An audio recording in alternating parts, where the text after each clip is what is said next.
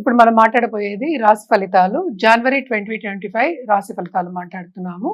దానికన్నా ముందు గ్రహస్థితి గోచారం ఎట్లా ఉందో ఈ నెలలో చూద్దాము. కొత్త సంవత్సరం కూడా అందరూ ప్రేక్షకులందరికీ కూడాను కొత్త సంవత్సరం శుభాకాంక్షలు. Happy new year to everybody.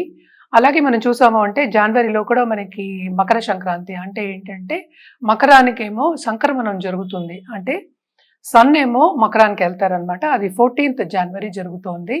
అలాగే మనం చూసాము అంటే మేజర్ ప్లానెట్స్ జూపిటర్ ఏమో వృషభంలోనే ఉన్నారు, ఆయనేమో రిట్రోగ్రేడ్లో ఉన్నారనమాట. శని ఏమో బెస్ట్ ప్లానెట్ మనం చెప్తూ ఉంటాము. పని చేయడం కానీ లేకపోతే మనకి డబ్బు ఇవ్వడంలో కానీ చాలా ఏంటంటే మనకి సపోర్ట్ ఇస్తూ ఉంటారు. ఆయన డైరెక్ట్ అయ్యారు, మనం ఆల్రెడీ మాట్లాడుకున్నాము. ఆయన కుంభంలో ఉన్నారు, కుంభశని. అలాగే రాహు ఏమో మీనంలో ఉన్నారు, కేతు ఏమో మనకి కన్యలో ఉన్నారనమాట. మోస్ట్ ఇంపార్టెంట్ సన్ అంటే ఏంటంటే సూర్యుడు సంక్రమణం జరగడం 14 జనవరి సంక్రాంతి రావడం, అది మోస్ట్ ఇంపార్టెంట్ ఈ నెలలో. ఇంకోటి ఏంటంటే మనకి మార్స్ అంటే ఏంటి కుజుడు మనం మాట్లాడుకున్నాం, నీచ స్థితిలో ఉన్నాడు. ఆయనేమో ఇప్పుడేమో మనకి towards end of this month ఎగ్జాక్ట్గా మనం చెప్పాలి అంటే 21st జనవరి మిథునానికి వెళ్తున్నారు అనమాట. అలాగే ప్రస్తుతం బుధుడేమో మనకి స్కార్పియోలో ఉన్నారంటే వృచ్చికంలో ఉన్నారు. ఆయన ఫస్ట్ వీక్ ఆఫ్ జనవరి ఏమో మనకి ధనుస్కి వెళ్తున్నారు. అలాగే towards end of this month ఏమో మకరానికి వెళ్తున్నారు అనమాట. అలాగే మనం చూసాము అంటే శుక్రుడు జనవరిలో మనకేమో కుంభంలో ఉన్నారు శనితో పాటు. ఆయన towards end of this month 28th జనవరి మీనానికి వెళ్తున్నారనమాట. ఇవన్నీ ఏంటంటే మామూలుగా ఉన్న జనరల్గా ఉన్న గ్రహస్థితులు. అలాగే మార్స్ రిట్రోగ్రేషన్లో ఉండి నీచ స్థితిలో ఉన్నప్పటికీ చాలా మందికి చాలా రాసుల వారికి ప్రాబ్లమ్స్ ఉంటాయి అన్నమాట. ఎస్పెషలీ ఏంటంటే ఇంటర్పర్సనల్ రిలేషన్షిప్, అలాగే ఏంటంటే మనం చేసే పనిలో కూడాను కొంచెం నలతగా ఉండడం అవన్నీ జరుగుతూ ఉంటాయి. సో ఏ రాశుల వారికి ఎట్లా ఉందో చూద్దాం మనం. ఎప్పుడు మనం మొదలెట్టేది మనం మేషరాశితో. నమస్తే. ఎన్నో ఆధ్యాత్మిక కార్యక్రమాలు నిరంతరం ఛానల్లో ప్రసారం అవుతూనే ఉంటాయి. మనందరికీ సుపరిచితురాలు డాక్టర్ ఆర్బి సుధ గారు, ప్రముఖ ఆస్ట్రాలజిస్ట్, లైఫ్ కోచ్. జనవరి మాసానికి సంబంధించి నూతన సంవత్సరం వచ్చేసింది. నూతన సంవత్సరంలో మొదటి నెల జనవరి. ఈ జనవరి మాసం ఏ విధంగా ఉండబోతోంది, ఈ వివిధ రాశుల వారు, ద్వాదశ రాశుల వారు ఏ విధమైన రెమెడీస్ చేసుకోవాలి, అలాగే వాళ్ళ లైఫ్ స్టైల్ ఈ మంత్లో ఏ విధంగా ఉండబోతోంది జనవరి మాసానికి సంబంధించి తెలుసుకునే ప్రయత్నం చేద్దాం. రెమెడీస్ కూడా చెప్తారు, చక్కగా నోట్ చేసుకోండి. దానికన్నా ముందు గ్రహస్థితి ఏ విధంగా ఉంది, వివిధ గ్రహాలు ఏ రకంగా ఉన్నాయి, ఈ విషయాలన్నీ వివరిస్తారు. వాటిని కూడా నోట్ చేసుకోండి. ఇక ద్వాదశ రాశులు మేషరాశి మొదలు మీనరాశి వరకు చెప్పడం జరుగుతుంది. ప్రతి రాశి వారికి మీకు తెలిసిన వారందరికీ కూడా వీటిని షేర్ చేసే ప్రయత్నం చేయండి. నమస్తే. నమస్కారం. మీకు ముందుగా ఆంగ్ల నూతన సంవత్సరాది శుభాకాంక్షలు. తప్పక మీకు కూడా ప్రేక్షకులందరికీ కూడా శుభాకాంక్షలు. ఈ గ్రహస్థితులు ఏ విధంగా ఉన్నాయి ఒకసారి చెప్పండి. తప్పక ఎప్పుడైనా మనం రాశి ఫలితాలు అనుకుంటే మనం గోచారం మాట్లాడుకోవడం అనేది ఆన్మాయితీ. అసలు గోచారం పట్టే మనం చెప్పగలుగుతాము. చంద్రుడు అందరికీ తెలిసిందే, ఒక 2 రోజులు ఒక రాశిలో ఉంటారు. అందరికీ తెలిసిన విషయం 12 రాశులు ఉంటాయి, 9 గ్రహాలు ఉంటాయి. ఈ 9 గ్రహస్థితిని బట్టి ఈ నెలలో ఎలా ఉందో గ్రహస్థితిని బట్టి రాశి ఫలితాలు అనేది చెప్పడం జరుగుతుంది. మోస్ట్ ఇంపార్టెంట్ మనకి జనవరిలో అందరికీ తెలిసిన విషయం ఏంటంటే సంక్రమణం జరుగుతుంది. అంటే ఏంటి, మకరంలోకి సూర్యుడేమో ప్రవేశిస్తాడు. మకర సంక్రాంతి అంటూ ఉంటాం. అది పెద్ద పండగ కూడా మనం చేసుకుంటూ ఉంటాం. అది 14th జనవరి జరుగుతుంది అనమాట. మోస్ట్ ఇంపార్టెంట్ అదే. ఇంకోటి ఏంటంటే మనకి మేజర్ గ్రహాలు జూపిటర్ మనం మేజర్ గ్రహం కింద తీసుకుంటాం. ఎందుకంటే జూపిటర్ ఎక్కడ ఉంటా అంటే గురువు ఎక్కడ ఉంటే అక్కడ అబండెన్స్ అనేది ఎక్కువ ఉంటుంది, ఎక్స్పాండ్ అవుతుంది అంటాం. కానీ ఇక్కడ మోస్ట్ ఇంపార్టెంట్ ఏంటంటే మనకి రిట్రోగ్రేడ్ లో ఉన్నారు, అంటే వక్రించి ఉన్నారు అనమాట, వృషభంలో ఉన్నారు. అలాగే రాహు ఈ నెలంతా మనకి మీనంలో ఉంటారు, కేతు ఏమో మనకి కన్యలో ఉంటారు. అలాగే మనం చూసాము అంటే శని మేజర్ గ్రహం కుంభ శని కుంభంలో ఉన్నారు, ఆయన డైరెక్ట్ అయిపోయారు, అది కూడా మనం మాట్లాడుకున్నాము. సో అది కూడా ఒక మంచి ఇదేమో డైరెక్ట్ అయిన తర్వాత చాలా మట్టుకు మంచి కార్యక్రమాలు జరగడం కానీ, మంచి వాళ్ళు మనకి రావడం కానీ, అంటే టచ్ లోకి రావడం కానీ, ఉన్నత వ్యక్తులతో పరిచయం జరగడం కానీ అది కొన్ని రాశుల వారికి జరుగుతూ ఉంటుంది. అలాగే మనం చూసామంటే శుక్రుడు ఏమో ఇప్పుడు ప్రస్తుతం కుంభంలో ఉన్నారు, towards end of this month మీనానికి వెళ్తున్నారు అనమాట. అలాగే మెర్కురీ బుధుడు అంటే ఏంటి మనకి కమర్షియల్ గ్రహం. సో బుధుడేమో ప్రస్తుతం ఏంటంటే వృశ్చికంలో ఉన్నారు, ఆయన 4th జనవరికి ఏమో మనకి ధనుస్కి వెళ్తున్నారు. అలాగే towards end of this month ఆయనేమో మళ్ళీ ఏంటంటే మకరానికి వెళ్తున్నారు అనమాట. సో కంబషన్ కూడా అవుతోంది.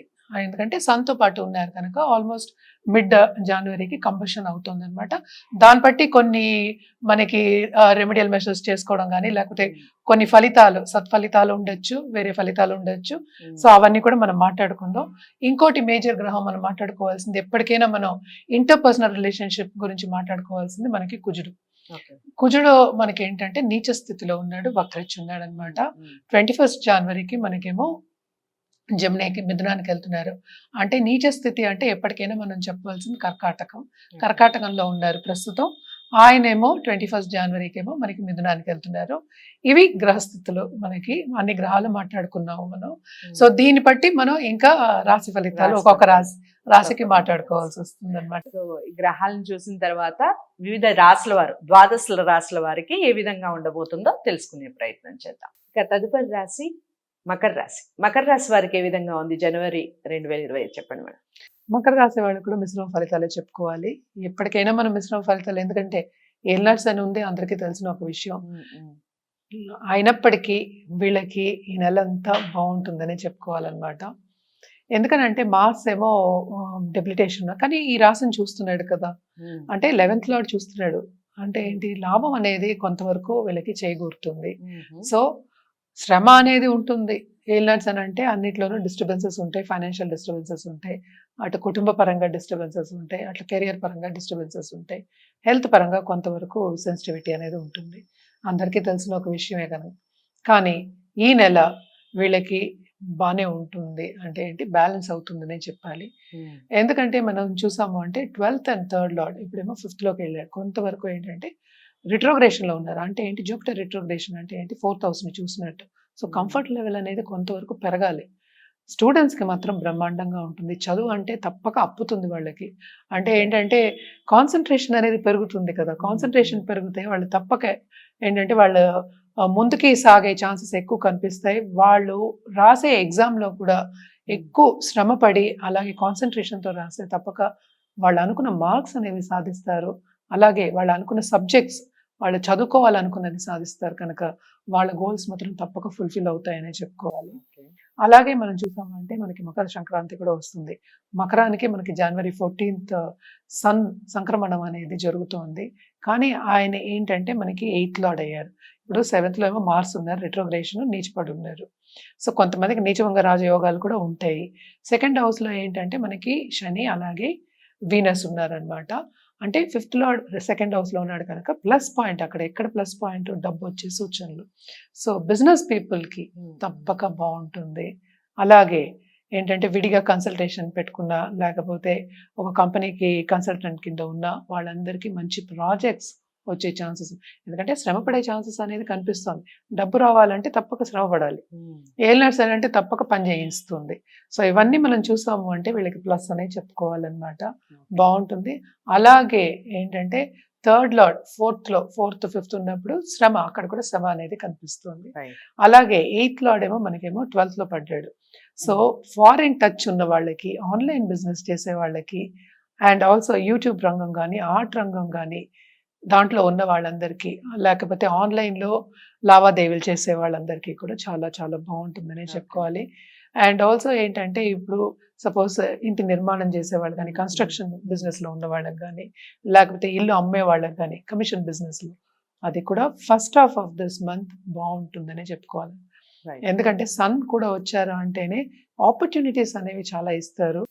గవర్నమెంట్ తో టచ్ అనేది ఇస్తారు, పాలిటీషియన్స్ తో టచ్ ఇస్తారు. అంటే సపోర్ట్, అంటే పాలిటీషియన్ కి సపోర్ట్ కింద, లేకపోతే వాళ్ళ కంటికి కనిపించేటట్టు కొంచెం శ్రమ పడితే కనుక తప్పక ఏంటంటే వాళ్ళ సపోర్ట్ అనేది కూడా ఉంటుంది. కనుక ఈ నెల అంతా మిశ్రమ ఫలితాలని చెప్పుకున్నాం అనమాట. ఎందుకంటే అటు ప్లసెస్ ఉన్నాయి, అటు మైనసెస్ ఉన్నాయి కనుక. అండ్ ఆల్సో మనం చూసానంటే 5th లార్డ్ కూడానే అంటే 2nd హౌస్ లో ఉన్నాడు కనుక ఈ రాశిలో ఉన్న వాళ్ళ పిల్లలకి తప్పక చెప్పిన మాట అనేది వింటారు. చెప్పిన మాట అంటే పూర్తిగా వింటారు ఈ కాలంలో అని చెప్పలేము, కానీ వాళ్ళు మనం చెప్పిన దారిలో కొంచెం నడుస్తారు, సన్నిహితంగా ఉంటారు, ఫ్రెండ్లీగా ఉంటారు. మారుతుంది, మనకి ఇంట్లో ఉన్న క్లైమేట్ మారుతుంది అని చెప్పడానికి అనమాట. ఏంటంటే ఇదంతా పాజిటివ్ రిజల్ట్స్, ఈ నెల అంతా బాగుంటుందని చెప్పుకోవాలి. సో వీళ్ళందరూ కూడా తప్పక ఎంత బాగున్నప్పటికీ నెగటివ్ మాట్లాడుకున్నా మనం పాజిటివ్ కూడా అవును, చెప్పుకున్నాము. రెమెడియల్ మెషర్స్ అనేవి తప్పవు. మనం ఎప్పటికైనా శని కాళ్ళు పట్టుకోవాల్సిందే. శని దేనికంటే మనకి కెరియర్‌కి కారకుడు. అంటే మనకు పాత్ చూపించడానికి ఆయన కావాలి. At the same time longevity అంటే ఏంటి, మనం బావుండాలి. దానికి కూడా ఆయనే మనకి బ్లెస్సింగ్స్ ఇవ్వాలనమాట. సో, శని కాళ్ళు పట్టుకోవడం అనేది వెరీ, వెరీ ఇంపార్టెంట్. సో, శనివారం తప్పక నవగ్రహాలు చుట్టూ ప్రదక్షిణ చేయడం. అట్ ద సేమ్ టైమ్ శనికి దానం ఇవ్వడం అనేది వెరీ, వెరీ ఇంపార్టెంట్ అనమాట.